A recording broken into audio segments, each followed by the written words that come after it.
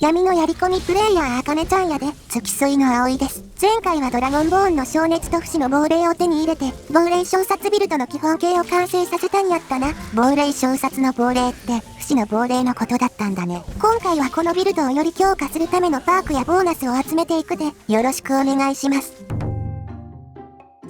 前回魂入りの黒鉱石が手に入ったから吸血鬼を治療するで、パート1でアンデッド確定したから吸血鬼治療してもアンデッドのままのはずだね。ほんじゃ不死装備を付け直して試してみるで、ストームベアの鎧を外してまた付け直す。これで不死効果がどうなってるか見てみるで。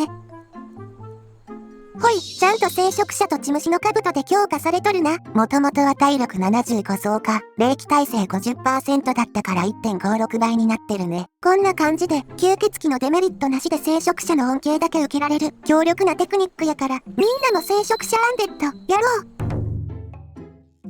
ほんじゃ2つの魂が欲しいから召喚スキルを鍛えるで、しもべを同時に2体まで呼べるようになるパークだね。稼ぎ効率を上げるため魔術師の石碑に付け替えて、ウィンターホールドの宿屋で一眠りしたら、ドレビスから魔力の収束点を消化するクエストを受けるで、そしたら渡された秘術の同調手袋を装備して、セーブしてから秘術の収束点を調べるで、そうするとランダムでバフを得られることがあるんやけど、今回は何も得られんかったみたいやな。その場合はロードしてやり直すで、何回か繰り返せばそのうちマジカ上昇プラス100のバフが得られるはずや。一見最大マジカが上がるだけに見えるけど、実際にはすごい速度でマジカが回復するようになるんだよね。ほぼ無制限に魔法が使えるようになるから、このうちにスキル稼ぎをしてしまおうっちゅうわけやな。稼ぎに使うのはこれ、魔力の剣やで。魔力の剣。なぜか知らんがスキル経験値が異常に高く設定されとるから、これを使えばかなりのペースで召喚スキルを上げられるんや。そうなんだ。敵がおらんと経験値が入らんから密点に行くで、ここに氷の生き量がおるんやけど、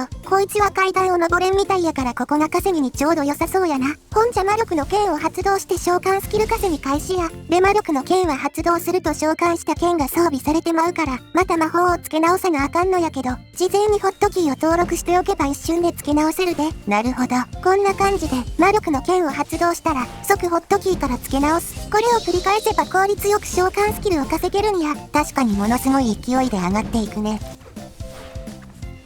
ほい、召喚スキル100達成やで。時間はどれくらいかかったの？だいたい7分くらいやな。おう、7分はかなり早いね。ほんじゃサバイバルモードをオンにしてからパークを取得するで。なんでサバイバルモード？サバイバルモードをオンにすると、眠った時にしかレベルアップできなくなるんやけど、逆に言うと経験値が溜まっててもレベルアップせずに済むわけやから、レベルを上げずにパークを取得することができるようになるんや。なるほどね。でもレベル上げると何か問題でもあるの？それは後で説明するとしてまずはパークを取得するで。ほい、2つの魂ゲットやで。これでしもべを2体同時に呼べるようになるね。このパークは取得するルートが2つあるんやけど、今回は左の精霊を強化するルートを選ぶで。なんで？右のルートは資料術やアンデッドの召喚を強化できるルートなんやけど、不死の亡霊もアンデッドやから強化されてまうんや。それの何が問題なの？問題はこれやな。ダークソウル。蘇生されたアンデッドに体力を100ポイント追加する。これは召喚されたアンデッドにも有効で、不死の亡霊の体力もプラス100されてまうんや。あ、そう。このビルドはあえて体力の低い不死の亡霊を召喚することが鍵なわけやから、このパークは邪魔にしかならんわけや。なるほどね。逆に不死の亡霊を戦力として使うなら有用なパークなんやけどな。マジカが低いと体力が低くなるって欠点を補えるわけだしね。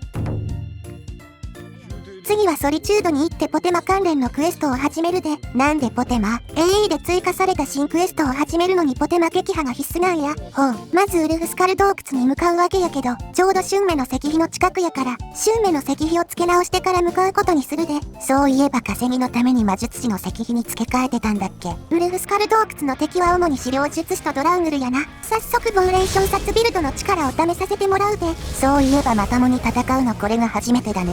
2つの魂で不死の亡霊を2体同時に召喚できるようになったから、かなりのペースでファイアウィルムを増やしていけるで。召喚されてすぐ焼かれる不死の亡霊くんかわいそう。召喚されるファイアウィルムは攻撃性能はあんまり高くないが、大量に呼び出せるからおとりとしての性能はかなり高いで。攻撃性能が低いって言っても、レジェンダリーならファイアウィルムに対するダメージも低くなるわけだしね。ほい、ウルフスカル洞窟クリアやで。ひどい工程だ。ファルクに報告すればこのクエストは終了なんやけど、続きを始めるにはちょっと厄介な条件があるんや。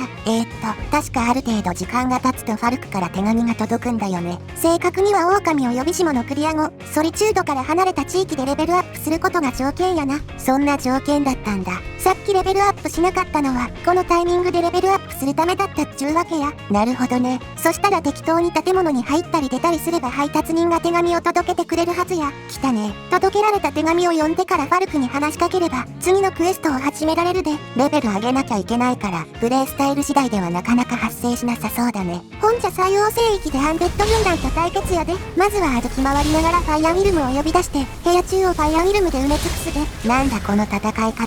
こういう限られた空間内での大量の敵との戦いが、このビルドが最も得意とする状況やな。確かにどこから敵が現れてもウィルムが勝手に戦ってくれるしね。もちろん一体の敵を取り囲んで叩くのも得意やで。もうめちゃくちゃだよ。ほい、狼の女王の目覚めクリアやで。そしたら適当に移動してると配達人から手紙が届くで。ここからが AE で追加された部分だね。懸念した信奉者からの手紙を読むと、クエストが発生するから、クエスト目的地にいる資料術師を倒すと、ボーウルフをペットとして連れ回せるようになるで。